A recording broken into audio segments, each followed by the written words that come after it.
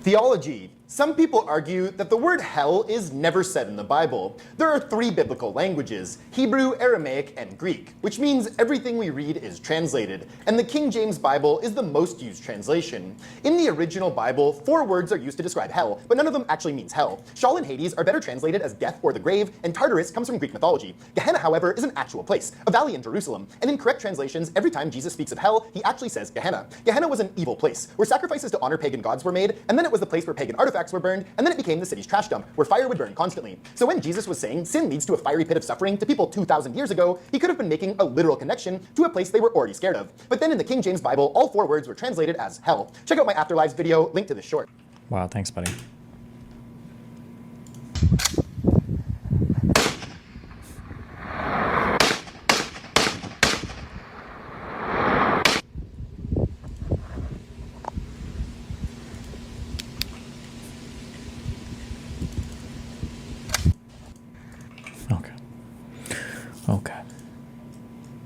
Okay.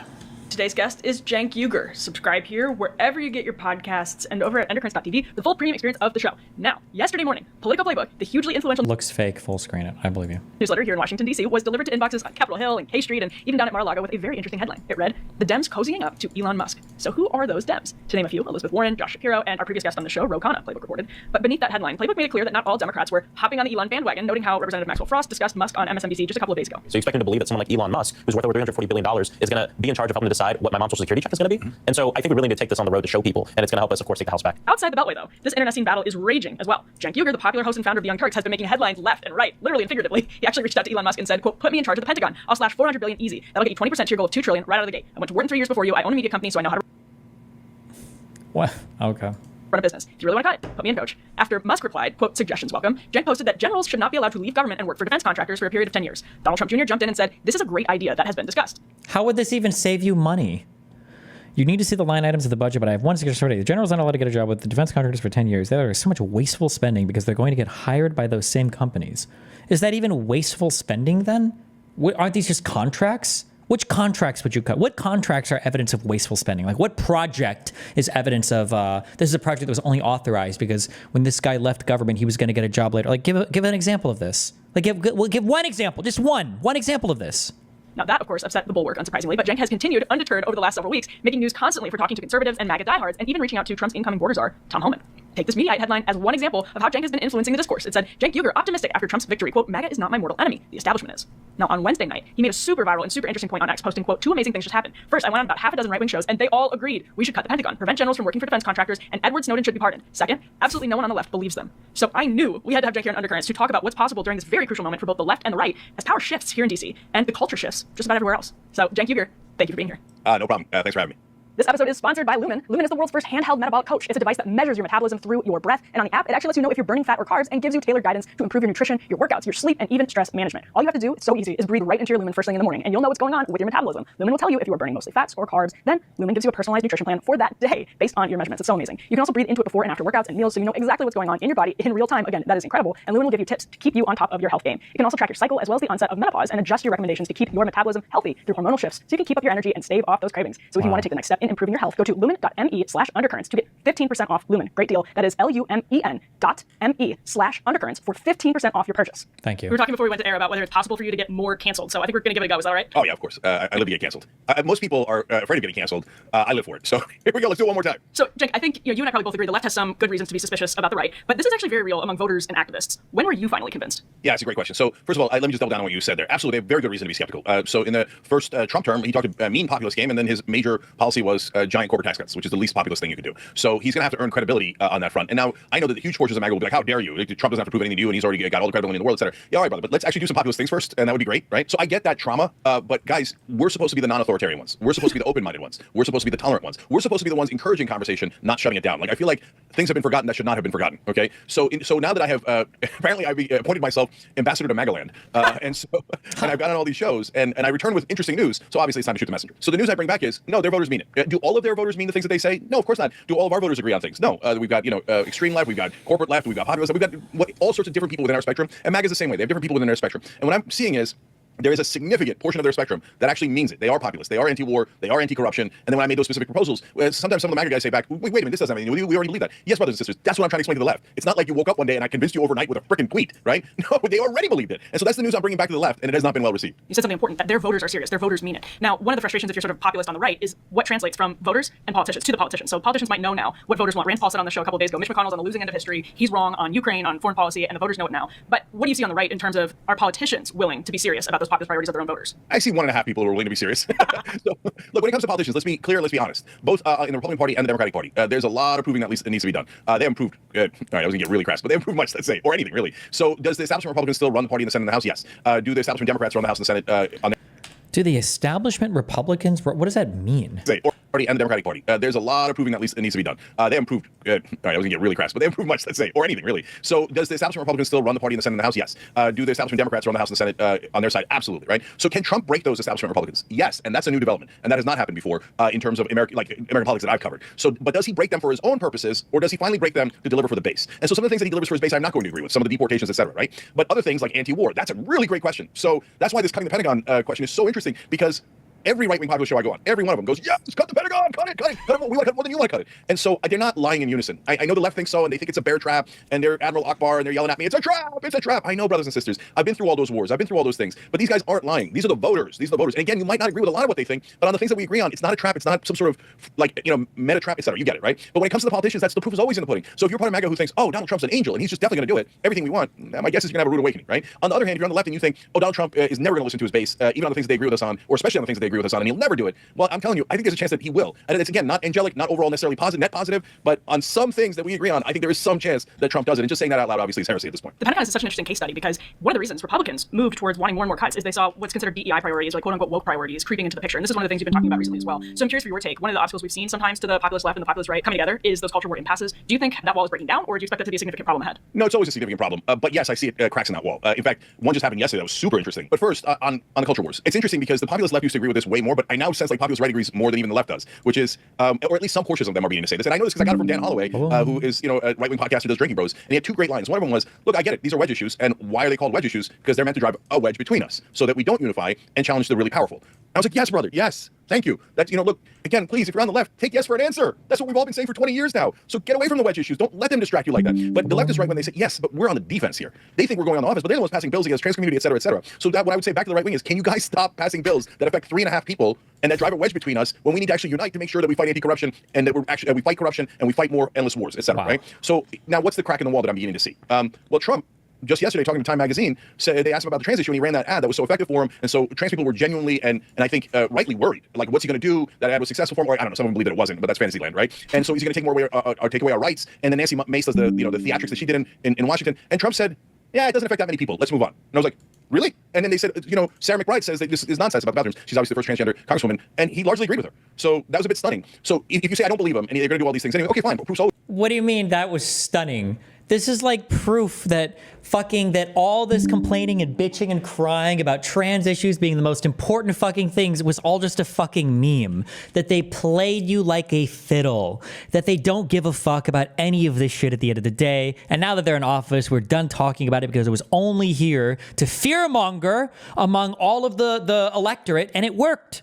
Partially because of people like you and Anna saying that, like, look at how effective this ad is destroying us. Look at how crazy it is. The left is losing us on trans issues. Like, no, nobody gives a fuck about this except for conservatives telling you to give a fuck about this. And they did. And they did it successfully. And now that they're in office, they're like, okay, yeah, we're done with this. Like, this is a bullshit issue from the start. No one cares. Let's go. Like, yes.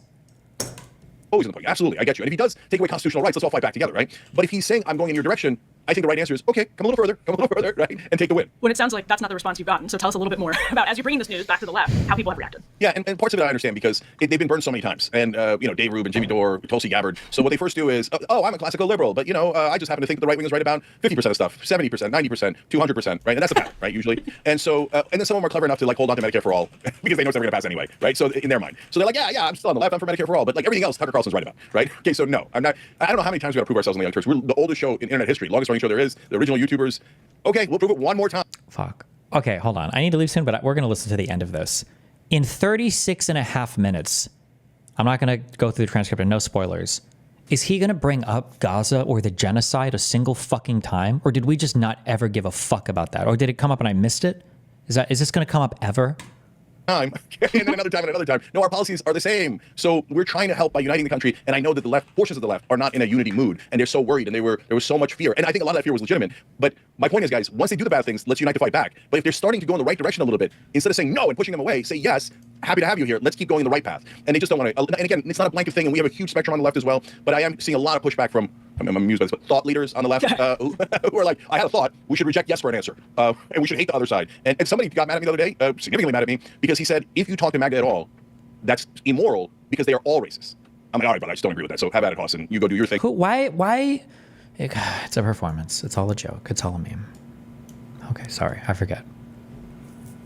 Because my question would be, so this is a performance, but my question would be, why do you cite literally the worst straw man dipshit? Like, who even told him that?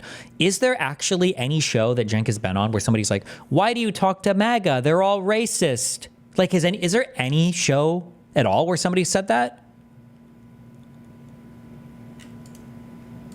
And we'll do our thing, and it's a free country. Okay, so let's pause actually on that point, because it's easy to remember in like 2017 when CNN was in its like most frenzied days. You actually kind of heard stuff like that a lot. You are necessarily racist if you voted for Donald Trump, because even if you don't harbor any personal animus that you're conscious of, you're participating, you're complicit in this systemic system of racism.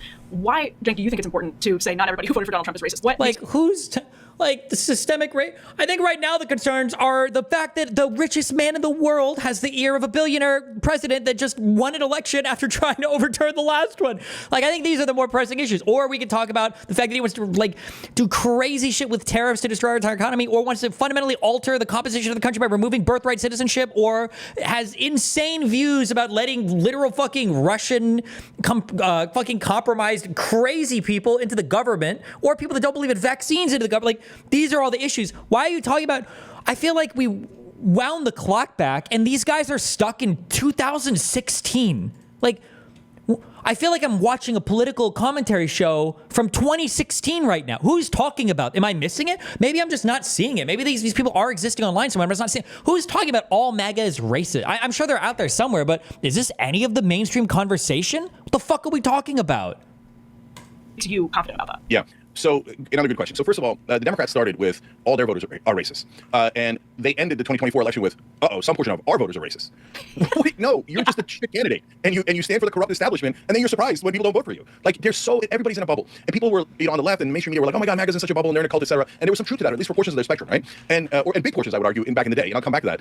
But then mainstream media, you think you're not in a bubble? You think politicians aren't even corrupt? You think that the donor money doesn't affect them? I don't know a more lunatic bubble than that. Extreme right, extreme left has got nothing on mainstream media. And they're a totally insane bubble. And then now for the Democrats, they're like, well, since we're God's gift to humanity, and obviously taking corporate cash is like the greatest thing in the world, and we should all brag about it. That can't be the reason we lost.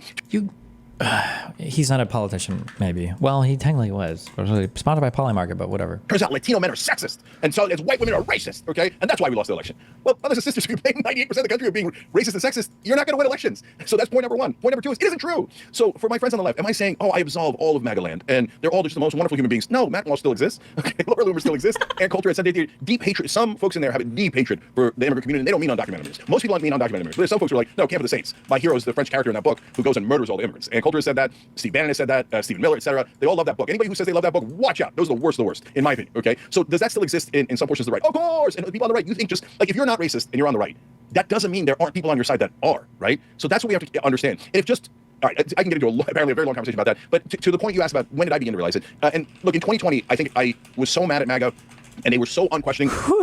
Why is this what are we talking about?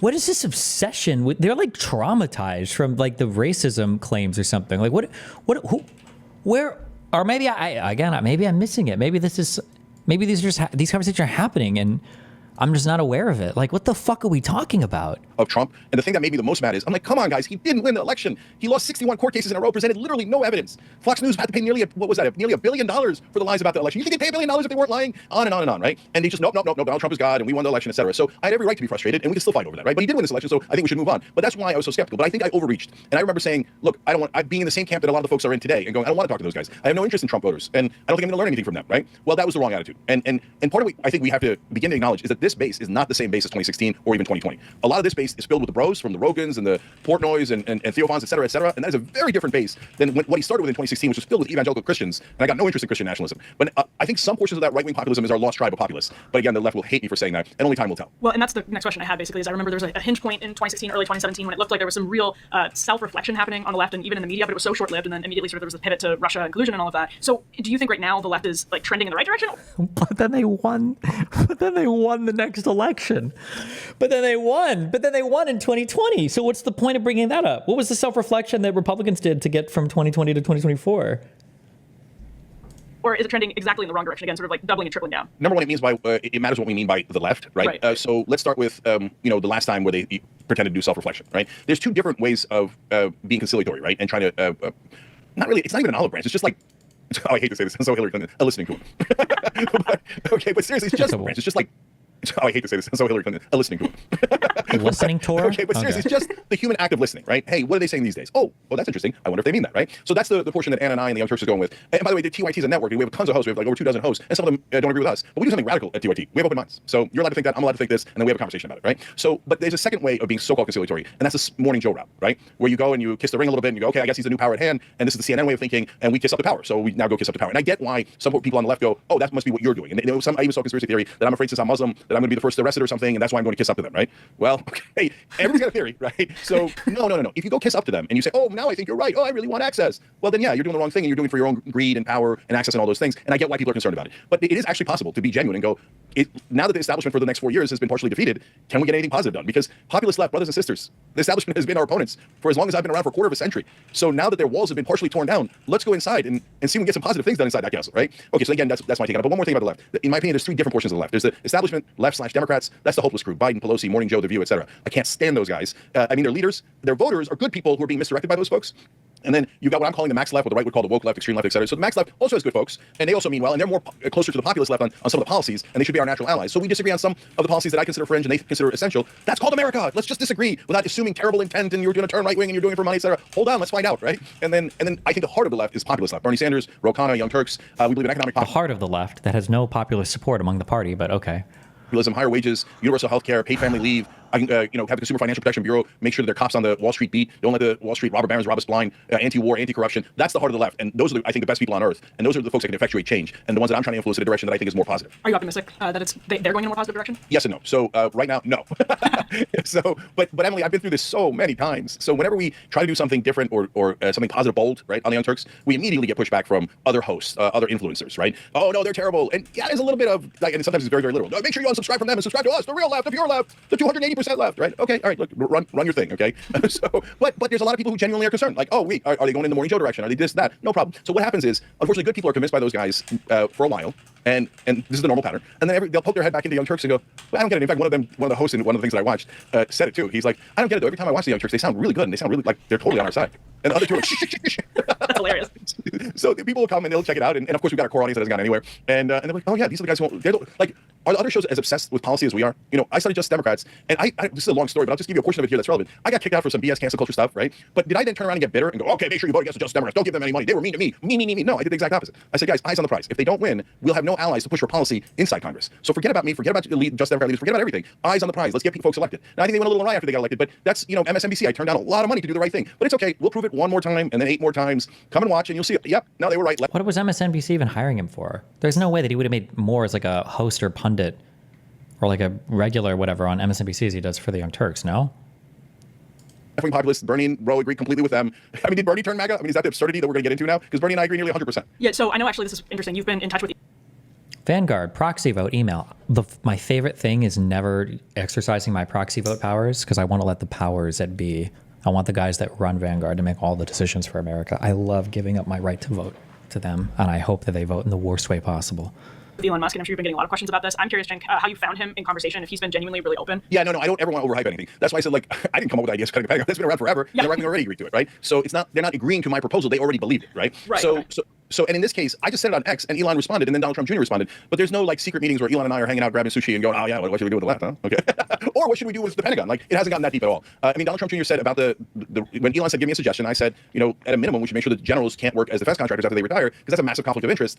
They funnel billions of dollars to those companies because they're going to make millions after they retire. And again, it was the right wing base that was like, yes, yes, yes, yes, yes. That's what Elon and Donald Trump Jr. are responding to, their own base, not me. So, but beyond that, we haven't gone to any internal conversations beyond it. No, that's good, because that's one of the things I wanted to ask is if you've heard from other people, like outside of Elon. You mentioned Donald Trump Jr. You've been going on all of these shows, so we just talked about sort of the response you've gotten from the left during your listening tour, your Clintonian listening tour, Cenk. But what have you gotten from the right? How have you found the right throughout this? Yeah, here we go. I'm going to brace for impact.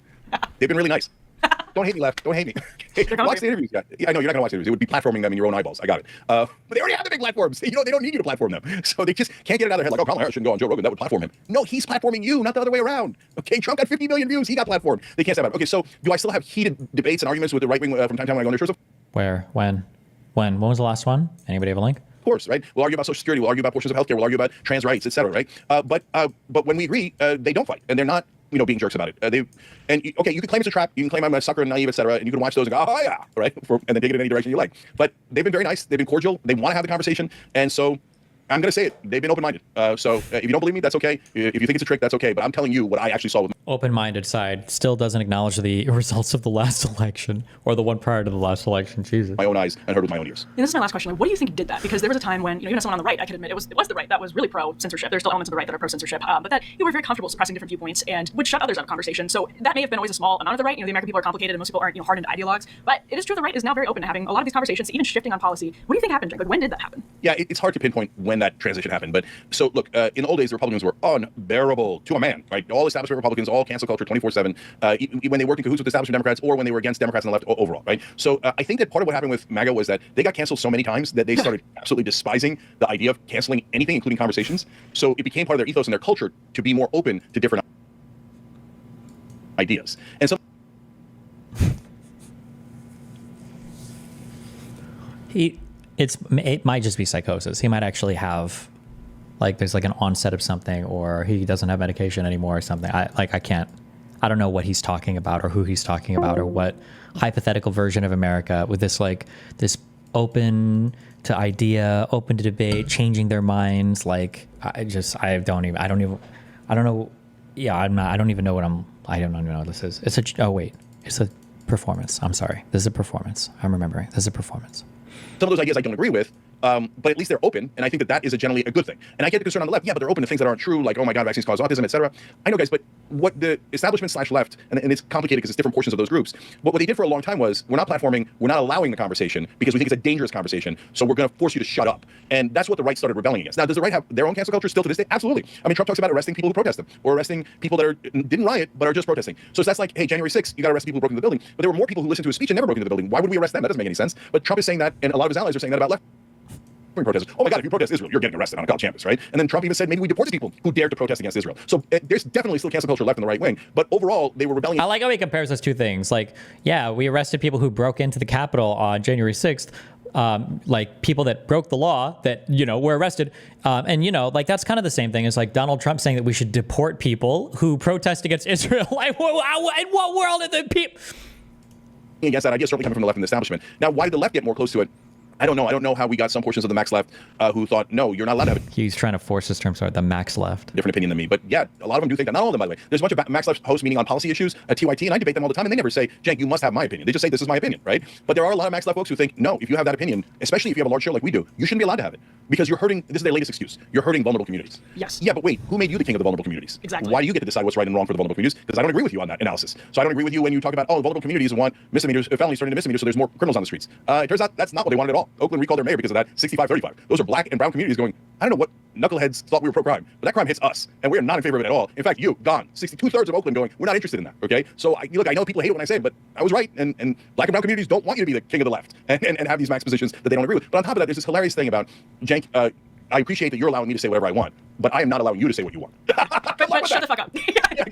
But good luck with that, man. Look, the establishment's been trying to shut me up for the whole 25 years I've been around. The right wing's trying to shut me up now. Some portions of the Max Left are trying to shut me up. I don't know when you guys are gonna get the memo. It ain't gonna work, okay? And this whole idea that no, we have to be authoritarian and our idea is the correct idea. No one else is allowed to disagree. Even 2% disagreement means banishment, heresy. You're MAGA now. You're this and that. Yeah, that's a terrible idea. Terrible. And I will fight against that with all my vigor. And so, I wish they wouldn't go in that direction. But some do. Remember, not even all the Max Left think that at all. Nobody's getting canceled at TYT. That's just not gonna happen. Well, that's great news. Cenk, thank you so much for being here. I really appreciate it. Oh, no problem, Emily. I appreciate the conversation. And look, come watch the Young Turks 6 to 8 p.m. Eastern every day. Find out for yourself. Don't let people take 12-second clips and trick you into thinking that we're whatever they're pretending we are. Okay, come watch 6 p.m. Eastern every day, Monday through Friday. And my public service announcement. We're for open hearts and open minds. Please, guys, keep an open mind. Hear people out, then make your conclusion. Open hearts, open minds. Cenk, that's great. Thank you. Thank you, Emily. Really appreciate it. Okay, so I think maybe what I just heard Cenk say is that it's even in the left's best interest if the college campuses get back to normal and we stop teaching stupid ideas like you're necessarily violent and bigoted if you disagree with me. I don't know. Maybe that could be helpful for everyone. Just an idea. It was awesome to have Cenk here. He's been doing such interesting stuff lately. He's always been really interesting, but lately as things here in DC are happening, things down in West Palm Beach are happening, and things are happening in the media up in Midtown Manhattan and in their studios here on Capitol Hill, it's really, really, really good to have that conversation. Really important to have that conversation. So I was very excited to have Cenk on the show. Thank you to everybody for watching. If you subscribe, you're helping to make this possible. So please make sure to subscribe here on the channel. We appreciate it enormously. Subscribe wherever you get your podcasts. I was told that we have a lot of podcast listeners. Thank you, thank you, thank you. It really does help. And if you want to support the show, you can get a premium experience over at undercurrents.tv. Undercurrents.tv. You get a full premium experience and access to premium content at Unheard. So thank you for watching, and we will be back here soon with more Undercurrents. Do you think anybody is like saying anything with substance in the comments, or is it all going to be, wow, what a great conversation? I was a huge TYT fan in the early years, but its rhetoric drew me away. I'm suspicious of his pivoting. Cenk is such a joke. Oh, it's even more brutal. I'm waiting for Cenk to say I was wrong about Jimmy Dore. Cenk spent years calling Trump and voters fascists, and I'm curious now that his party lost, he wants to have a dialogue. Who takes Cenk seriously anymore? Damn, never mind. Okay, just gets annihilated.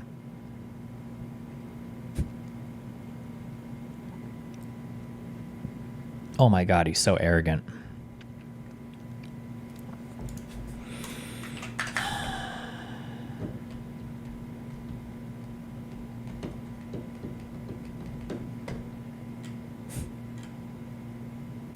All right. Well, look at Cenk's conspiracy about Biden.